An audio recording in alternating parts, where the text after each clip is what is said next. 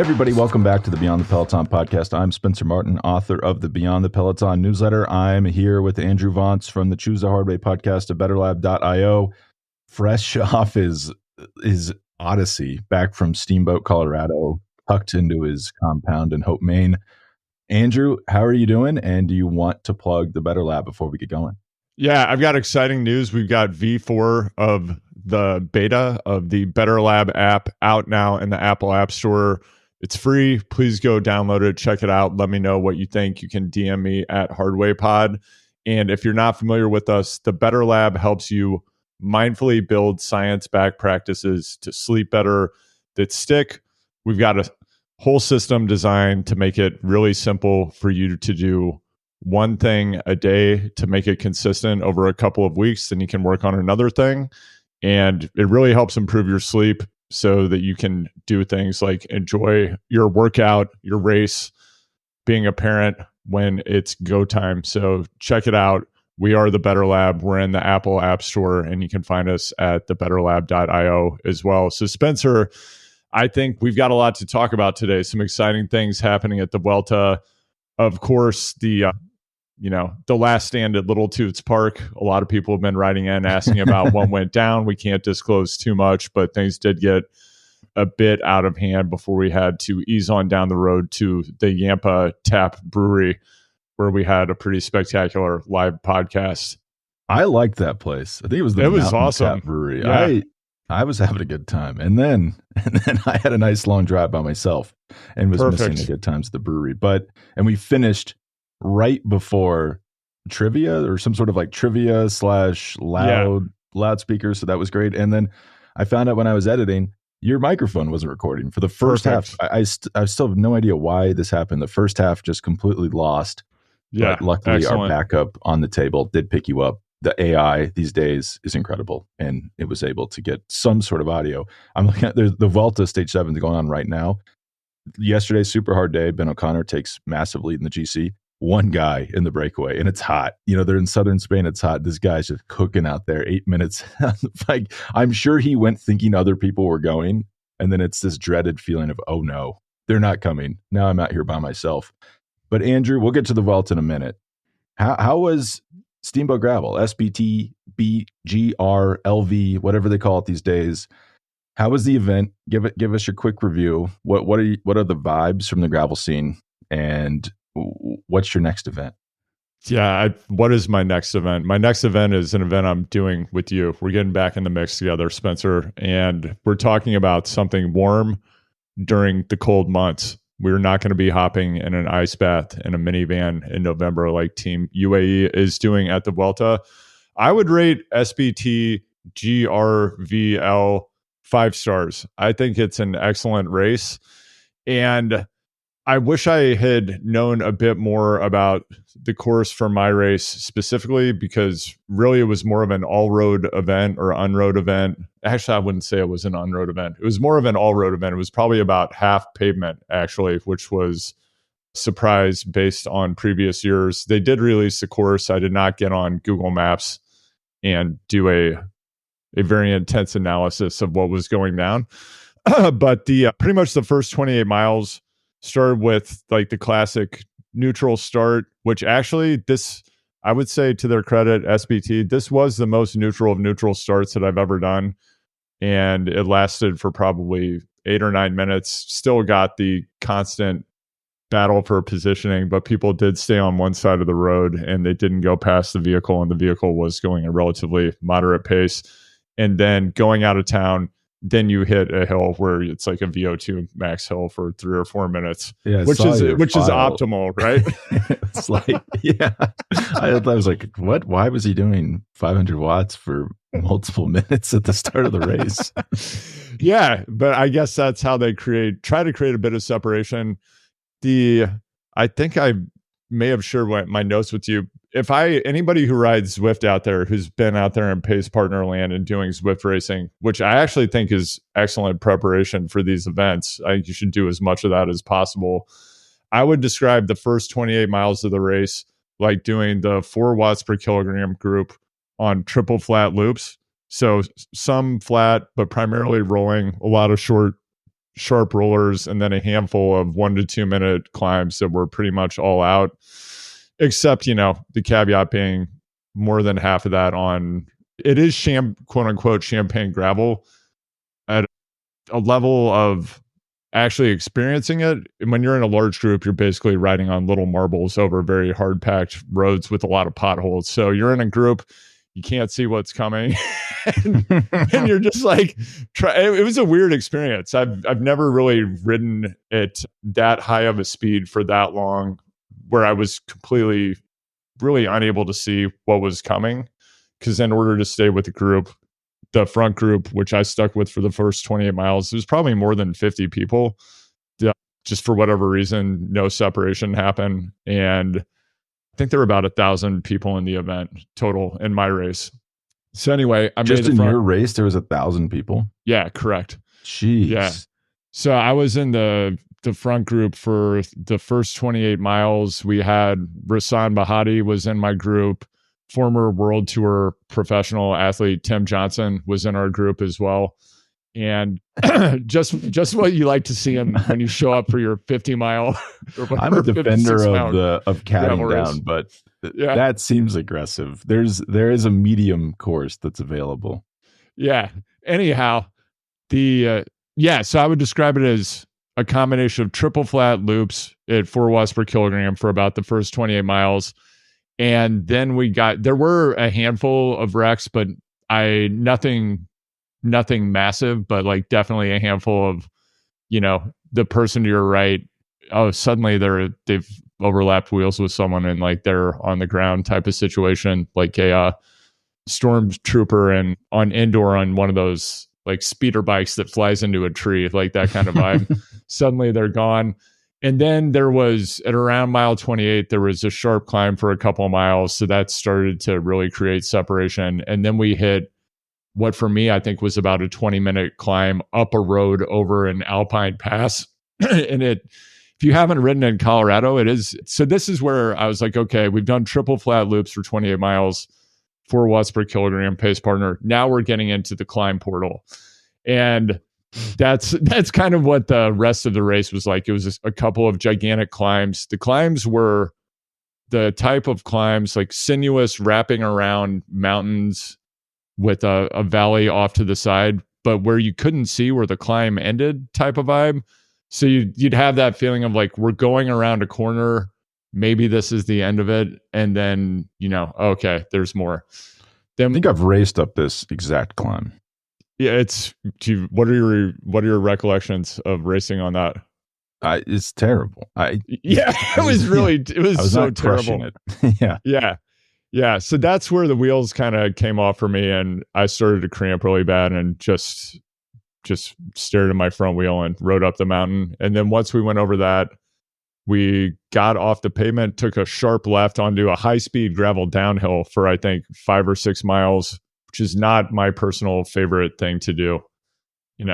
I feel like they did it backwards. Like you should be climbing the gravel and descending the pavement. Maybe I'm just soft, but that's personally how I would prefer to do it. And you'd think it'd be better for racing, but because if you're distanced on the gravel, maybe you can try to catch back on the paved descent.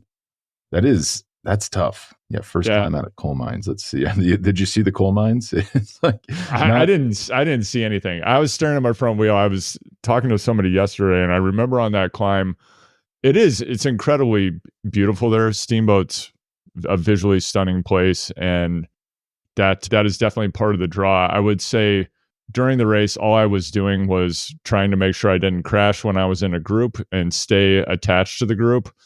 And then going up those that climb in particular, I remember at one point thinking, "Wow, it's so beautiful here. I should just take in the train while I'm going up this climb and trying to get to the top." I turned my head to the right, and then I realized this is actually making it way harder to breathe. And I'm not going to be looking to the right. I'm going to be staring at my wheel, and that's what I did. These are tough climbs. It actually gives you a little bit of perspective. So, like, you did a Cat 4 climb, Cat 3 climb, Cat 4 climb, Cat 4, Cat 4. But, you look at that, like I even just look at today's Vuelta stage and you're like, Cat 2 climb before the finish, you're like probably going to be a bunch sprint. It actually gives you perspective of Yeah. just how good these guys are. Like in Colmar, I did a climb and I thought, and it was in the tour. I was like, oh, this was in a tour stage in 2019. I bet this was blown to bits. One by one, I looked it up as a 50 rider bunch sprint, won by Peter Sagan with Wout van Aert second. It's like, man, and it was right before the finish. So that's insane. What these guys can get up is incredible without breaking up the group. Yeah, absolutely. And that's one of the, I think we've talked about it on the pod here before. I do think whatever level of ability you have, I highly recommend going out and doing a race at least once a year, because I do really think it gives you some perspective on what it feels like to do this, so that when you're watching, you maybe have a bit of a deeper understanding of what these athletes are going through, what it might be like to have to get up and do this every day. And then you can thank God that you don't make your living going out and riding a bike professionally. You kind of forget the pain too. Yeah. Nice to, you're like, why can't you just bridge the group? What's the problem? Yeah. And you're like, oh yeah, because it's really hard. This is like memory lane. I'm looking at all your segments. Like at the corkscrew. I forgot about the corkscrew. Oh man, the corkscrew is tough. I think that was a nice sharp climb. That was one of those moments where the alarm bells started going off, but I did stay with the group over that. So I'll say after we got over that first climb in the descent, I'd really enjoyed the pack racing dynamics. I, of course, have not ridden in a group larger than 4 people, and since we did BWR, so it's interesting to jump into, okay, you're riding all out in a large group with pack dynamics on, like I said, you're on like marbles over hard pack, not knowing what's coming up, potholes, etc. That's just gravel racing. Once we got over that first climb and then kind of into a valley, I was in that race situation where I no longer had a group. The people in front of me were just too far ahead to catch on the train that I was riding on. And then I had some people behind me. So I kind of soft pedaled, waited for them. But I never was in a substantial group or a group of people that actually worked together to do anything. So once I was kind of going through that valley to the next climb, the people I ended up riding with, I think it was a Masters racer, and then there were 3 juniors. And to SBT's credit, this was the most young people I've ever seen at a gravel event. Part of it probably has to do with the proximity to the Front Range and Boulder specifically. So there were, a few dozen riders from Boulder, whatever the Brandon Dwight team is. I think it's like the Boulder Junior Development Team. So there are a lot of riders from that team out there. And then I think there were, Spencer, some of your people, Groove Subaru juniors out there as well. And I'm talking probably like 12 to 15-year-olds. And so I get caught by a Masters racer and then like 3 juniors who were clearly very strong. And they also had clearly received the instruction of just sit on whoever is in your group. So they all sat on, whatever, they're kids. And then we got to the climb, the next big climb. I don't remember what it is. And they all just totally nuked me and the other Masters guy and probably put like 5 minutes into us on the climb. I'm looking at the results. You're right. This is a lot of kids. It's a good distance, though. Sub 3 hours. Yeah. But I guess it shows you like that BWR we did in Lawrence, that short course actually would be good for youths. And I don't think I saw a single... One guy told me he was there with his son, who was like an older teen, but I didn't really see any mid to younger teens at all. Yeah, you do kind of have to wonder, given that there's so few opportunities to road race, if you were a kid who wanted to go to the World Tour, these gravel races are quite hard and they're the right distance. You could really go out there and, get a quite an intense race effort, I think, relative to what's available at Bob's Office Park Criterium and the like. The winner of your group was 15 years old. It's a pretty good result. That is a good effort. I mean, something I've been thinking about a lot since I got back from France. We went to a local, it's not really a local race, the Tour of Alsace. It's like Tom Pidcock won it, a few years ago. And it's like a lot of the people who win that race go on to have really, really good careers. And it's a professional level event. They're like all the pro teams are there. But it's a lot of their, U23s or just turned pro from U23s, and then even some junior, like, up to 18, 19 years old. the older juniors. And it's like a really well-run professional race. And you're thinking, if you're from Alsace, this is if you're 19 years old, this is the race you're doing, and you're doing it in your home region. You don't have to travel that far. Versus for an American to get a road race of that level, like a 7-day stage race, you have to travel across the world. So it just like really drives home how much of a disadvantage you're at being an American. It's like SBT gravel might be the biggest race you can do as a young American. Yeah. If you're not going to like saddle up and do, 15 hours at Unbound, that's not really feasible for a young person. Yeah. Or healthy, probably. No, definitely. And part of what's interesting about these events, we've talked about it a lot before, but for example, at the end of this event, I think with about,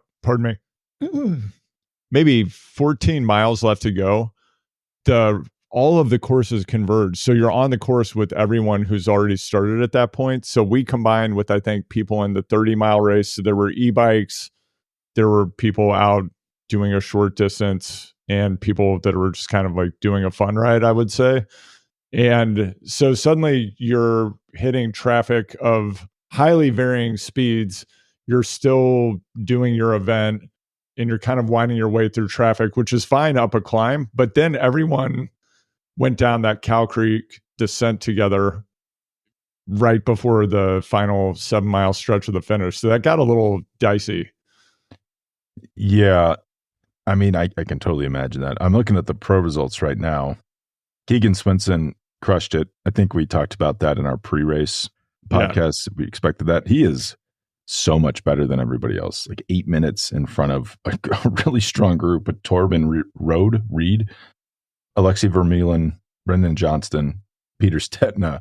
Like that's not a bad group. And he just like, you have to wonder in front of this. You have to wonder when Keegan is going to the World Tour, or if he'll just continue to enjoy his race schedule, which I think is like 10 or 12 races a year from his home base in Heber, Utah. Like there's certainly some advantages to that. But you have to think at this point, Keegan could go to the World Tour, be a climbing domestique, and be, that could be his meal ticket. He is 30, not a great age to be going pro. Yeah, wonder though, can he stay motivated? That would be my big question. So next year you're doing this all again. It's like, I hope I win by 10 minutes instead of 9. There's Gravel World Championships. That's probably his big, like his white whale. Essentially, he got 5th last year. If he could win Gravel Worlds, it's a big result. But as you say, he's got a nice career. He doesn't race that much. He can be at home a lot. Going to the World Tour would be a big difference from that. I would just worry about motivation, existential dread. What's the point? I'm so good. I'm better than everybody. Do I just keep crushing these races? I don't know. I mean, maybe he thinks that's fun, just coming back and it's like, so you're going to do Leadville again? You're just going to try to go faster than you did 2 years ago? I was talking to Robin Carpenter about this like a long time ago, and that's something that really stuck with me. He was like, it's just hard for me to do. Like, okay, so I did the US circuit and I did really well.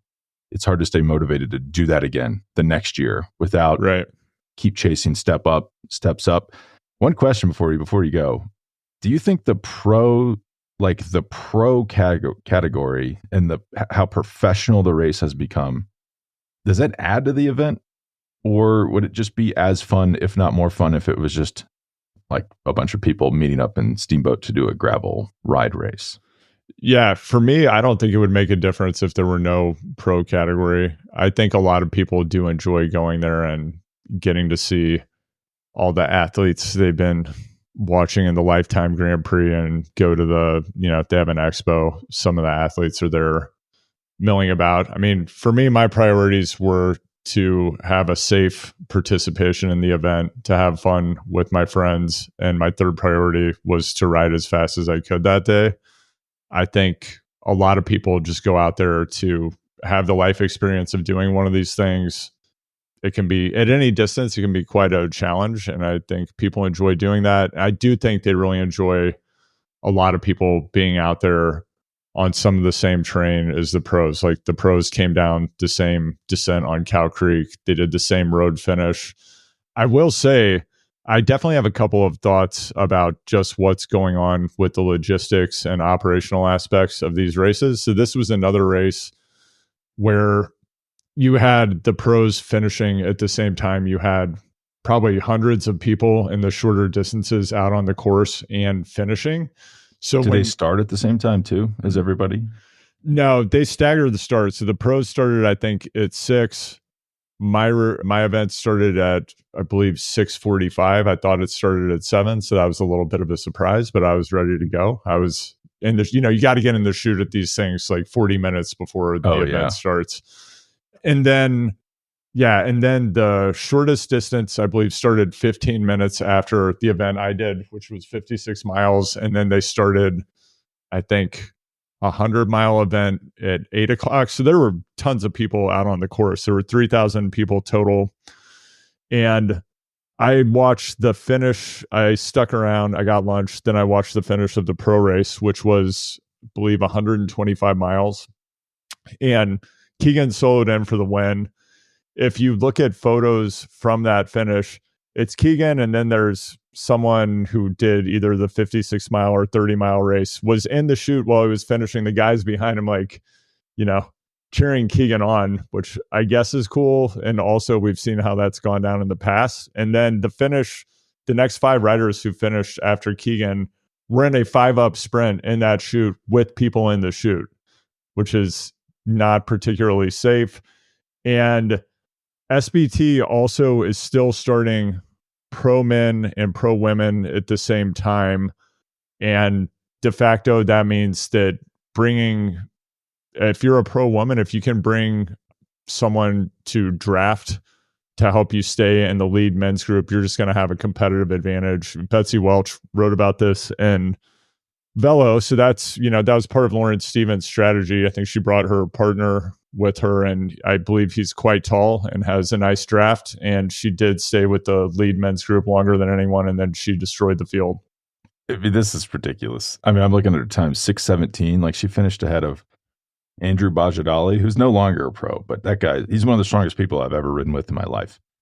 Finished ahead of Adam Roberidge, who's like a current professional racer, Rob Britton, who's a current professional, Sergey Tedkov, who was also one of the strongest people I've ever seen ride a bike. Like, this is ridiculous. If you're a woman, if you're a brand who sponsors a woman that's not Lauren Stevens, are you like, what the heck are we doing here? Why is this allowed? It's a good question, but that's apparently there's I don't know. I saw an Instagram post. I didn't quite understand the language on it, but I think they are doing separate starts next year for men and women to try to keep this from happening. Well, I think there's also this question, Spencer, you were out there, and when we were out riding, we may have talked about this on the last pod, but the ranching community seems to largely be anti this event taking place. They're positioning it as the race is interfering with our ability to harvest hay. You and I are pretty conversant in the ins and outs of harvesting hay. It's also on a Sunday. Unlikely a lot of farmers are out there harvesting on a Sunday morning before noon. Some of them maybe, like, I know that could happen, but for the most part, it's probably not.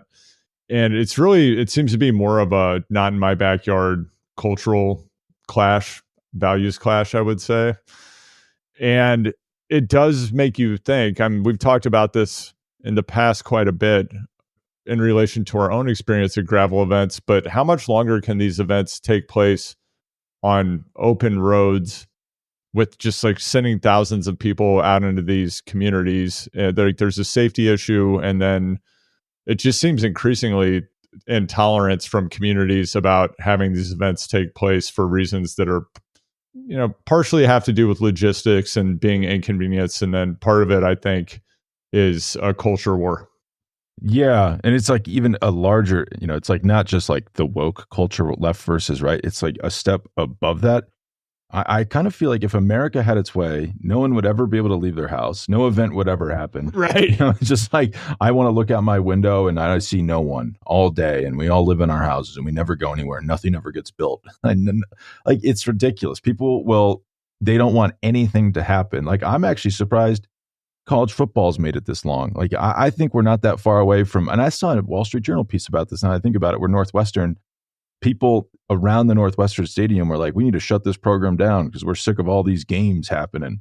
Like, it makes me actually very discouraged about the state of the country, that everyone just wants nothing to happen and everyone to stay inside and do nothing for the rest of their lives. I kind of wonder how long Steamboat, what are the legs of this event if the community is so against it? I mean, it is kind of annoying, but life is annoying. Okay. You don't ride a bike. Well, all right, there's a bunch of people in your town this week riding bikes, and guess what? They're going to be gone next week. So get over it. I mean, I guess if you move to the western slope of Colorado, you probably don't want to see a lot of people. So you don't like a bunch of people coming to your town. But like Leadville, they don't like Leadville 100. But if Leadville 100 is not happening, what are people going to Leadville for? But I guess they don't want anyone going to Leadville. So they would be happy if no one ever went to Leadville or spent money in the town and they can just be by themselves. Just, I don't know. I don't fully understand it, but people do not like these mass events happening in their towns. No, they don't. And just to underscore the intensity of the conflict that's taking place at Steamboat, when my buddy Eric and I were leaving our classic ski lodge condo to go riding one day prior to the event, we ran into a gentleman who lived in that compound, also going out for a ride. And he shared with us that he had friends who'd been out on one of the gravel sections the week before and that they'd been shot at by someone. And at the time I thought, that's terrible that happened. It should never happen. My thought was he probably means someone discharged their weapon, I don't know, away from the people who were riding their bikes. And then there was an article, I think it's Steamboat Radio might be the source. I have the actual link, but it's the radio station in Steamboat did a story about it. And someone like actually shot at these people like in front of them on the road. So they didn't just like discharge a weapon out the window or something, which would be full stop horrible. They actually shot at the people. And you have to wonder if you're the person doing that, clearly something is deeply wrong with you. Like what would that person do if they had actually killed a cyclist who's just like out on a bike ride?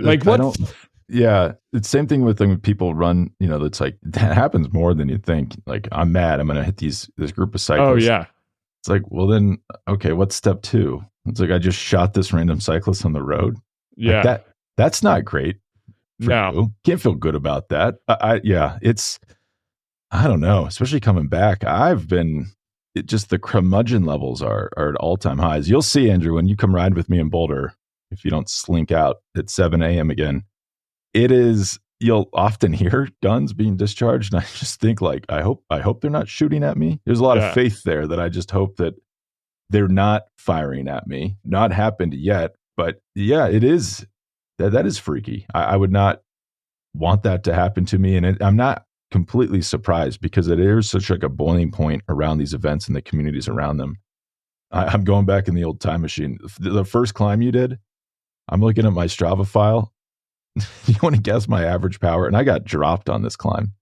I'm going to guess 330 watts. 423 watts. Oh my God. 176 BPMs. Oh my 1400 God. VAM. I'm out the back. That is ridiculous. What was your time on that segment? But this is just the first climb out of Coal Mines, 428. Yeah. And then you go into the second climb, which is 14 minutes long. I had to back that down to 375. Heart rate increased though to 178. So that's not a good sign. And then I was probably in the red if I had, and you're at 7,300 feet there. So I can't imagine I was staying within my limit. But speaking of going above limits, speaking of being in the red, the Vuelta España, Ben O'Connor, this is perfect because two things have happened at the Vuelta that are probably worth talking about. I do a daily show on this, so I don't want to just rehash everything I've said. But our boy, Wout van Aert, kind of back to his winning ways, got his first World Tour stage win in like 16 months, first Grand Tour stage win in 16 months too. I assume he'll win today, but he just has this amazing ability to not win. Like it's elite. It's one of the best I've ever seen where you think, there's no way this man could not win this race. And then he doesn't win this race. And in a 21-year-old Czech rider who you've never heard of beats him. And you think, what is going on here? Is he Santa Claus? Is he just gifting wins? But it looked like he didn't even see the finish line the other day. He just, bike through into his shadow. Oops, I'm still 15 meters in front of the finish line. I just lost this race. It's nice to see him winning. It's nice to see him strong. I assume he's just really training here to get in shape for the World Championships. And that's part of the reason he doesn't win a lot. He only cares. He's the only thing that gets him motivated are the world's biggest races. And that's what he targets. And that's what he does. So unless he wins Flanders and Worlds and Roubaix every year, he's not going to win a lot of races because that's what he focuses on. But Wout van Aert's been keeping us entertained during the sprint stages. And then yesterday, classic, medium hard on paper, Vuelta mountain stage, just absolutely scorching pace out of the gun from the gun. We don't see it because it's not on TV. We turn it on. The break goes on the first climb, which means it's only really, really good climbers that make it in the break. Ben O'Connor is up there with a teammate. Florian Lipowitz from Red Bull is there. Red Bull lets the move go. They just kind of sit up behind. The idea is it forces like Bahrain and Movistar and UAE to come forward and do their work for them. Clever in theory. The problem is, and if you've ever been on an elite cycling team, what do they say when you're in the break? There's one rule here, kid. Don't get dropped from the break, because then we've let the break go and now you get dropped. And then what happened to Florian Lipowitz? Got dropped from the break. Ben O'Connor attacks. Oops, wasn't on his wheel. Now Ben O'Connor's ripping away. The gap isn't coming down. It's actually going up. By the time the race finishes, and Red Bull comes to the front with 2K to go, we're going to pull this back a little bit, keep it under 7 minutes. Ben O'Connor's a 6.5 minute gap, like 6:48, I believe, 6:47 with time bonuses. Right. Now he has a 4:51 lead on Primož Roglic, 4:59 on Joao Almeida, 5:23 on Enric Mas. And this is not like Ben O'Connor is not like Sepp Kuss last year. He had like a 2.5 minute lead on Primož and Jonas, and he wasn't a proven Grand Tour contender at that point. Ben O'Connor just got fourth at the Giro this year. The guy's gotten fourth at the Tour before. And it's not like he's had a bad season. I think maybe they forgot that he's had a great season. He got second at Tour of the Alps, fifth at Tirreno, second at the UAE Tour. He probably should have won that. He screwed that up, and Lennart Van Eetvelt won it at the last second. Pretty exciting stage. 11th at San Sebastian. He's on form this year. This is not like a struggling Ben O'Connor. I can't wrap my head around this decision just to spot him nearly 5 minutes.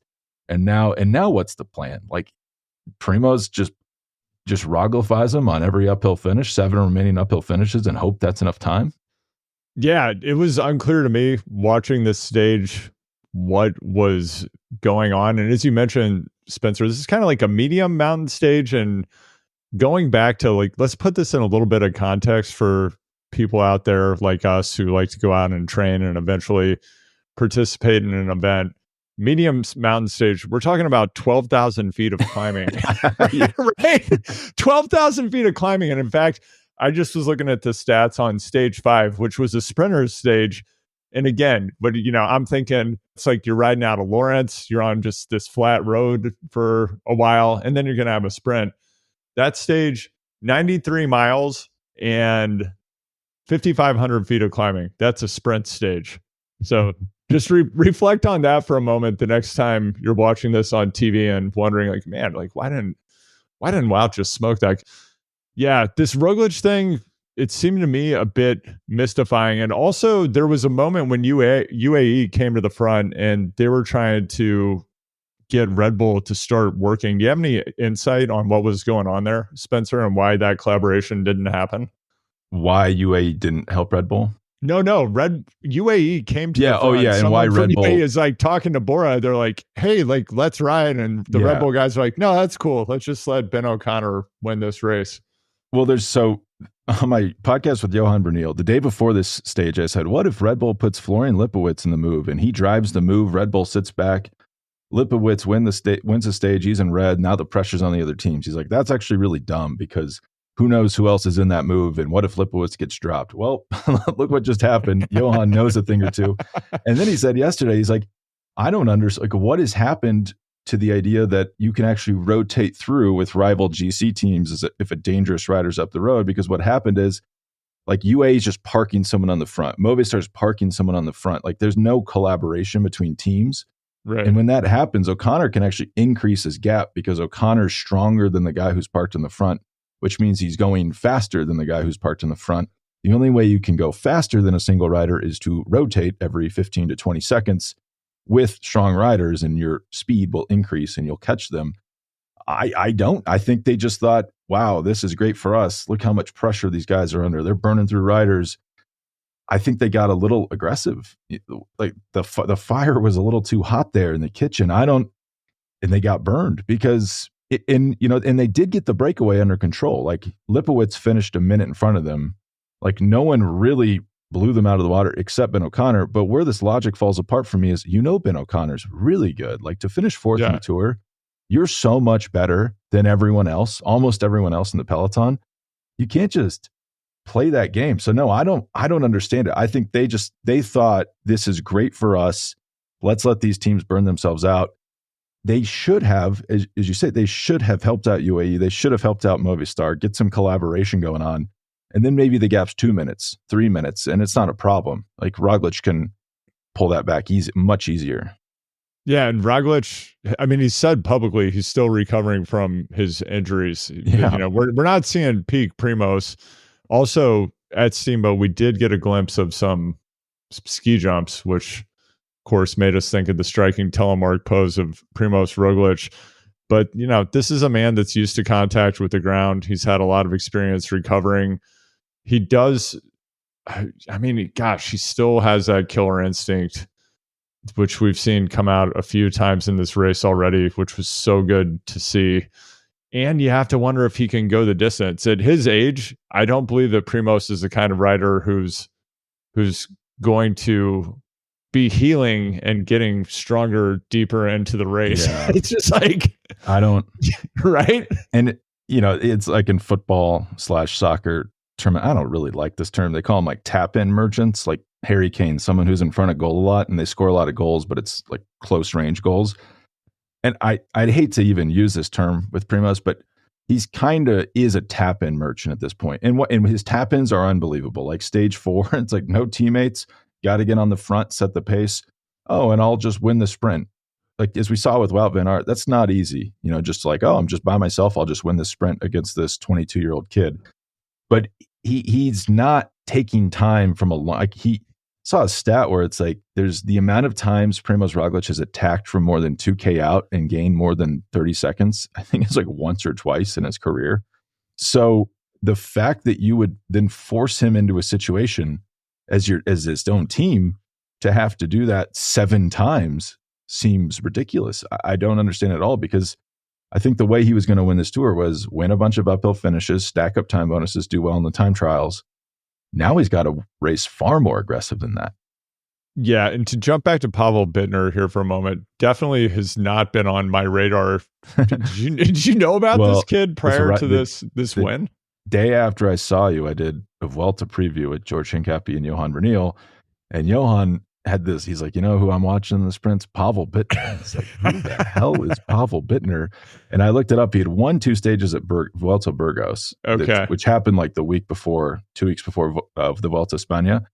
Before those Burgos wins, I'd never heard of this guy. He's 21, Czech rider. And then you see the Mateusz Wajcik, almost won stage 1. Another Czech rider, also very young. He's 22 years old. So a lot of good riders coming out of the Czech Republic, Czechia. I don't know what we call it these days. Yeah. So I'm glancing back through his palmarès. So for 2024, I am seeing Tour of Norway. It looked like he came close a couple of times. He got second on stage 3, fourth on stage 4. And other than that, not really up there in the sprints. But I mean, Tour of Norway, that's a serious race. Those are serious people. So, yeah, and I guess it stands to reason if you're 20, 21, you get better, right? So you're getting better every race. Yeah, definitely. And I'm looking prior year. But yeah, just it has been interesting to see the distribution of sprint wins across many teams this year. And then, of course, you still have Philipsen, a standout at the Tour. But we know how this goes, right? Bittner now has a hot hand, not a ton of sprint opportunities at the Vuelta with 9 mountaintop finishes that you have to get through. But are we going to see him Tour 2024? Is this the kind of rider that can go toe to toe with Philipsen, or is this just kind of like a freak long drag race, unusual sprint? I think maybe Tour 2025. I mean, there is a big gulf between Vuelta and Giro sprints and Tour sprints, and even just the all day pace. I mean, that I think he's 21. The Vuelta, you're rolling into a lot of these, and it's the good life out there. You're not pinned all the time, or is it the Tour? Like we see with Caleb Ewan, good sprinter. Like he would smoke almost everyone in a sprint, but when you're pinned all day, if you're not at your tippy top of your physical condition, you just can't sprint because you have nothing left by the time you get to the final kilometer. So Bittner might need a year or two before he's mixing it up in Tour sprints, but he's good. I mean, really good. But there also is this like emerging class of sprinter like Caden Groves, who almost exclusively wins Vuelta stages. And, he's on the same team as Jasper Philipsen, just extended his contract. So he's going to be on the same team as Philipsen. He's probably not contesting Tour wins in the near future as long as Philipsen's there. But I actually am surprised there's not more sprinters at this race because the fields are so weak. Like Stefan Kuhn got 5th on stage 5. He's not even a sprinter. Right. Like if you're Pascal Ackermann, maybe you're not winning, but you're finishing top 5. Think of all those UCI points you're racking up, and you're giving yourself a chance to win a World Tour or a World Tour win, Grand Tour stage. That's nothing to scoff at. So I'm surprised there's not more sprinters here. I think it is the Moneyball move is to send your sprinter to the Vuelta instead of the Giro and the Tour. Will Bittner be winning Tour stages next year? Probably not. But will he be winning those tiny stages that we watch in the spring? Maybe. I like him a lot. Really good rider. I forgot my next point. Just on Bittner, I just went and glanced back through his training log here. I was curious what his max number of hours per week were in the past year. It looks like he maxed out at 24 hours in a week in early December 2023, and then he did have a similar week in like mid-February, it looks like. So I was just comparing his hours on the bike to Dylan Johnson's. Nothing. Well, to DJ. He actually has a really modest. I'm looking at his numbers. Yeah, very modest. Yeah. It looks like he's pretty consistently around 18 hours per week. And then I'm looking at Dylan Johnson, his hours per week. It's a bit more stochastic. He's taking more rest weeks than Pavel Bittner, it looks like, but his max hours per week is around, I know he's talked about doing 40-hour weeks, but at least in his training log, it looks like he's around 30, and he's got 3 30-hour weeks thus far in 2024. So it is interesting to see that World Tour riders are doing less total hours per week on average than people riding on the gravel circuit. That's kind of interesting. It is interesting. It also shows you nothing is one size fits all. Like what works for Keegan Swinson maybe doesn't work for Pavel Bittner. And I have a theory that a lot of people are overtrained. Like I heard an interview with George Bennett where he said it took him 2 years to recover from the fatigue he built up at UAE. And he's just now getting back to being able to race because he was so fatigued all the time. I think, what's his name? Not Keegan, but Nielsen Pallas said the same thing about Visma. Like his early career on Visma just drained him to the point where it took him a long time to be able to race again or race well again. But these gravel races are really long. Like Steamboat's not that long, and it's a 6-hour race. If you're doing a 10-hour race versus let's look at Bittner, the winning time on stage 5 was 4.5 hours. You have to do that every day. So clearly they have to be fit, but also shows you the training benefit of these Grand Tours. You show up, you get 3 consecutive 20-hour weeks, basically 20 to 21-hour weeks, all at race pace, no expenses paid, 3 hots and a cot. That's not bad. And you're training into next year and you don't have to think about it at all. I think that's why a lot of people come to the Vuelta to get training for early next year. But Andrew, I've got to run. But before I go, is Ben O'Connor going to win this race? That's a really great question. I'm still sticking with Primoz. I don't think that Ben O'Connor is going to win. What do you think? I think he's going to find something's going to happen. I'm not sure what, and it's going to lead to him losing the race. It's not a great prediction, but that's what I think will go down. Well, his personal brand is that, right? That's like something's always going wrong. He seems like emotionally it's going to be tough for him, but man, his interview, he looked happy. He looked solid. I think he does win this race. I think people have completely lost their minds. Like, he's not, as they say in Europe, he's not a Pannekuchen. He's not a pancake. Like, this is a really good rider. He only lost 2 minutes to second place throughout the entire Giro, and he only has 2 weeks left to defend nearly 5 minutes. Right. I think maybe Red Bull, they were streaming Unchained Season 2 the night before Stage 6, and they thought, this guy is going to crack. We don't even have to worry about him. But if you look at his season, we think of him as some sort of emotionally unstable guy who falls apart. But if you look at his season, it's a solid season. That's what concerns me the most as the president of the Primož Roglič fan club. Yeah, it's almost as if what you see in Tour Unchained might not actually be reality, right? All right, yes. Spencer, I know you wanted to talk about Vuelta, but I'm sorry, I went down training log wormhole. Something that I think is interesting in the gravel community, people talk about Keegan's huge hours all the time. Now that I'm looking at his actual training log, he clearly is a secret trainer. He's not posting everything, and he's just deploying massive weeks to intimidate his competition. So that tells me Keegan is a serious person who knows what he's doing. This is like you do. This is your tactic. Yeah. So he's really mind effing everyone, which is incredible. Chapeau, Keegan. I fully support this approach. I think it's awesome. But yeah, you're right. Ben O'Connor, huge talent. We have some bias based on what they did to him on Tour Unchanged. And he could have a hell of a race. I mean, I don't know if you've heard the news, and this starts to dip the toes into the doping waters, like the larger doping. I would say bonanza, the prime doping's never been hotter than right now in larger sport. You have track athletes pissing hot left and right. Tennis number ones. Sounds good to us. Do it. You don't have to be suspended.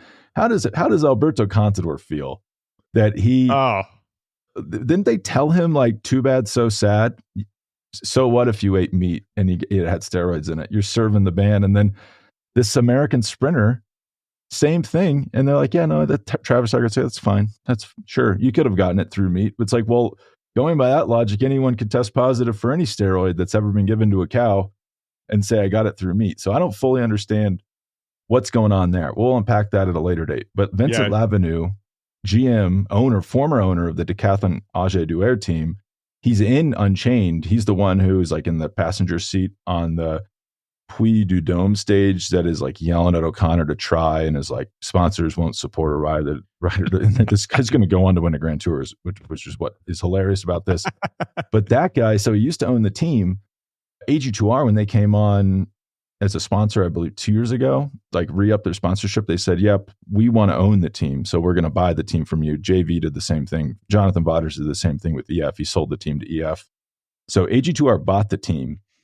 Lavenue's just been an employee for a few years. There was some issue where he didn't report that one of the riders was under investigation for doping to the board of AG2R soon enough. I don't really think that's the reason they fired him. I think they just thought, this guy, we can have a better GM in here than him. And they fired him like a contentious firing, like hand in your phone and computer right now, in your fob no longer works to get you in the building. This was right after the tour.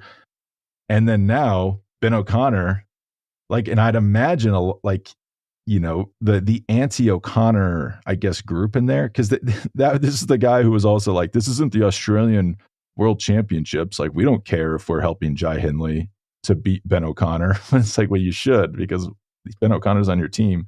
But it's kind of interesting that O'Connor is now having a renaissance as the guy who is probably the most anti-O'Connor inside the team has been let go. And then also O'Connor's going to Jayco next year, already signed a contract to leave the team. I kind of wonder if Decathlon and AG2R, the people now in charge, are thinking, why the heck did we let this guy go? Because if he goes on to win this race, they look pretty silly, which is also my theory as to why we saw there's a Demi Vollering and SD Works. they clearly didn't want her to win the Tour. And you wonder, well, who cares if they're leaving? The team still wins, but it kind of makes you look stupid. And I guess that is why teams often don't want riders who are leaving to win. I also think part of why we're seeing O'Connor excel right now is because he's psychologically unburdened and he's excited about where he's going and about getting out of the team he's in. And again, so much of winning is a momentum game. And I think his head is in the right place. He's excited about next season. And if he does indeed win this, I'm pretty excited about what we're going to see him do in 2025, not just for the obvious reasons. It's just going to, I think, mix things up in a quite interesting way that we hadn't anticipated if he gets back to top form. Whether he wins or not, as Jonathan Kaplan would say, he saved the race because we were in for a real boring Red Bull control. And now they have to be so aggressive to beat O'Connor. But thanks so much, Andrew. We will talk soon. I'm glad you got home from the deep, deep mountains of Colorado. And have a great day. It only took 17 hours, but I'm back. It's so far. It's ridiculous. All right, you have people. What do you have people to talk to? Industries to disrupt. We will talk soon.